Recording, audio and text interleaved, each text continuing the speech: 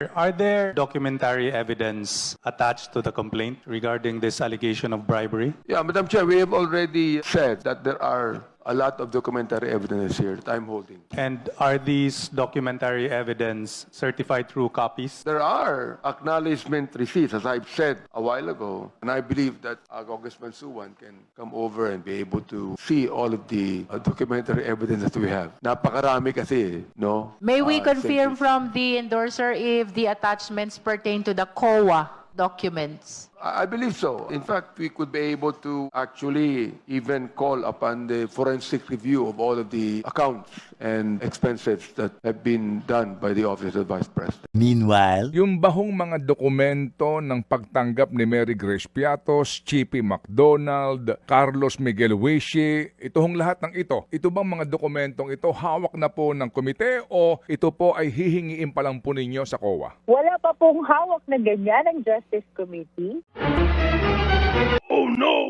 A lot of documentary evidence here. Napakarami kasi. As a matter of fact, that is part of the request for issuance of subpoena duces tecum. Of all the COA documents, if your question is may hawak na ba kami, wala. A lot of documentary evidence here. Napakarami kasi. Except for some na naka-attach doon sa impeachment complaint.